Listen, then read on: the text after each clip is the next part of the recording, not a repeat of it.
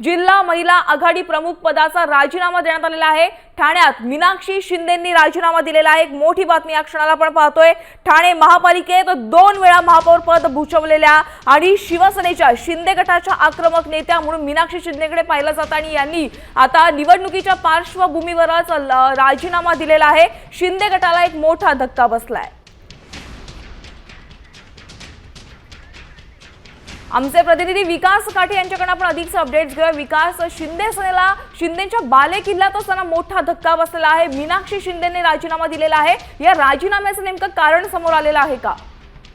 सेनेतील अंतर्गत गभेचा फटका मीनाक्षी शिंदे यांना बसलेला आहे, कारण की ज्या वेळेस शिवसेना आणि भाजप युती झाली त्यानंतर गेल्या अनेक दिवसांपासून ठाण्यामध्ये दिसत सुरू होती। जे काही निष्ठावंत कार्यकर्ते होते त्यांना उमेदवारी पाहिजे होती, परंतु उमेदवारी मिळणार नसल्यामुळं की हा जो प्रकार सुरू होता त्याचं विक्रांत वायताळ यांनी सेनेच्या विरोधात भूमिका घेतल्यामुळं गेल्या 2 ते 3 दिवसापूर्वी त्यांनी आपली नाराजी व्यक्त केली होती। याचाच फटका वायताळ यांना बसला।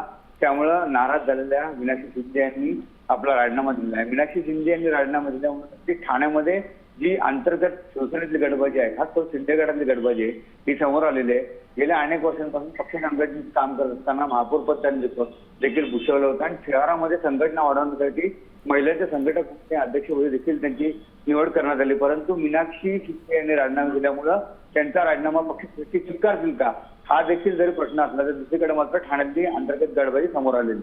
नक्कीच विकास, आपण पाहतोय आता आगामी पालिका निवडणुका लागणार आहेत, अशातच आता शिंदेच्या बाले किल्ल्यातच शिंदे सेनेला मोठा धक्का बसलेला आहे। बऱ्याच दिवसांपासून मीनाक्षी शिंदे नाराज होण्याची बातमी समोर येत होती, पण उपमुख्यमंत्री किंवा ठाण्यातल्या इतर वरिष्ठ नेत्यांनी त्यांची मनधरणी करण्याचा काही प्रयत्न केला नाही का?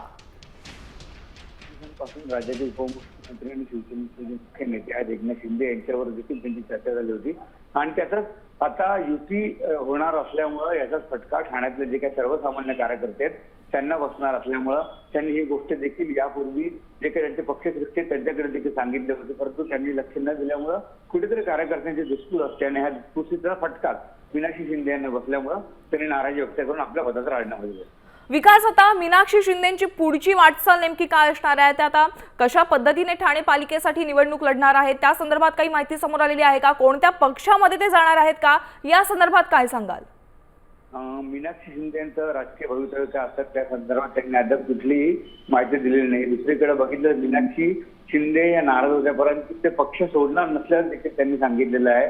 याच पक्षात राहणार आहे, परंतु पक्षश्रेष्ठींनी कुठल्या तरी सर्वसामान्य कार्यकर्त्यांवरती अन्याय करू नये यासाठी पाऊल उचललं असल्याचं देखील मीनाक्षी शिंदे यांनी सांगितलं।